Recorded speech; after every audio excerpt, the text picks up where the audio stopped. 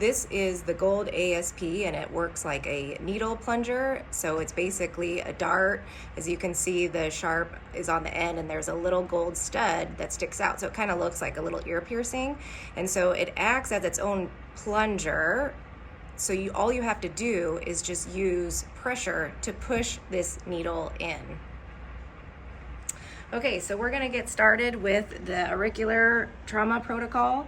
And so there is an order to it. And so the first point is going to be hypothalamus.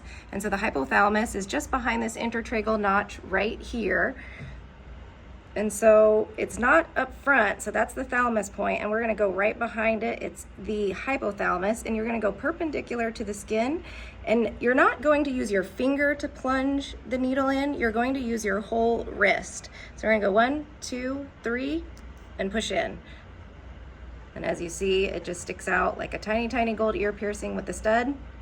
And that's hypothalamus. The second point is amygdala, and that is on the lobe of the ear, just under the antitragus.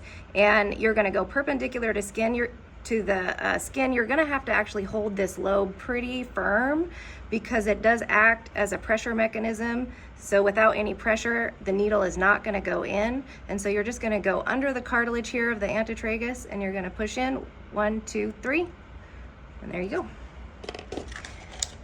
The third point is going to be the hippocampus, and it is just lateral to the amygdala, and it's right under that antitragus again, just to the left here. And you're just gonna go 1, 2, 3, and push, and that's it.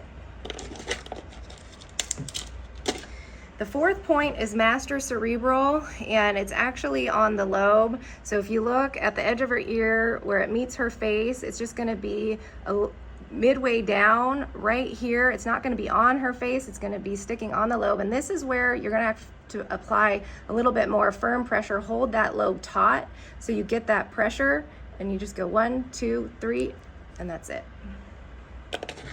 The fifth point is point 0. This is probably one of the harder of the points because it's on this ridge here. So it's where the helix wraps around and meets the concha of the ear. And I'll put this hair out of the way.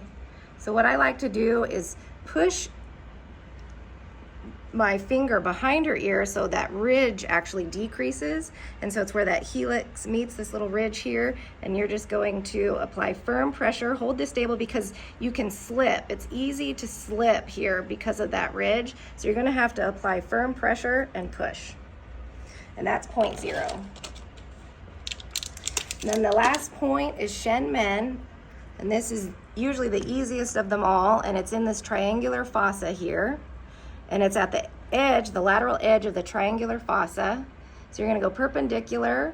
You're gonna press while you're holding firm pressure behind the ear so you keep that ear stable, and press. And that's it.